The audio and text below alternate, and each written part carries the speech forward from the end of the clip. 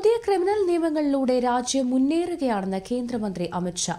രാജ്യത്ത് സമയബന്ധിതമായി നീതി ലഭ്യമാക്കാൻ കേന്ദ്ര സർക്കാർ പ്രതിജ്ഞാബദ്ധമാണെന്നും അദ്ദേഹം പറഞ്ഞു. ദ്വിദിന സന്ദർശനത്തിനായി പശ്ചിമബംഗാളിലെത്തിയ കേന്ദ്ര ആഭ്യന്തരമന്ത്രി കൊൽക്കത്തയിലെ സെൻട്രൽ ഫോറൻസിക് സയൻസ് ലബോറട്ടറിയുടെ പുതിയ കെട്ടിടം ഉദ്ഘാടനം ചെയ്യുകയായിരുന്നു. ഫോറൻസിക് ശാസ്ത്രത്തിന്റെ ഉപയോഗം കേന്ദ്ര സർക്കാർ കൂടുതലായി പ്രോത്സാഹിപ്പിക്കും.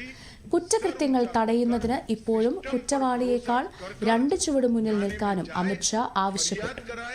और न्याय प्रक्रिया से कम समय में न्याय प्राप्त करें और इसके लिए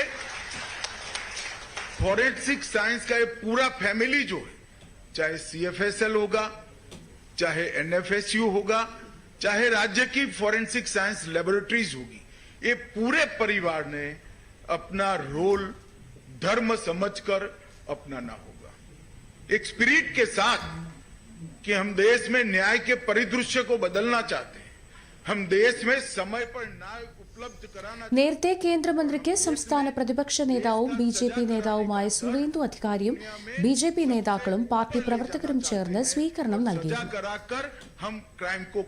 കൊൽക്കത്തയിൽ വിജയ് സങ്കൽപ് കാര്യകർത്താ സമ്മേളനത്തിൽ കാര്യകർത്താക്കളുമായി അമിത്ഷാ ഇന്ന് സംവദിക്കും.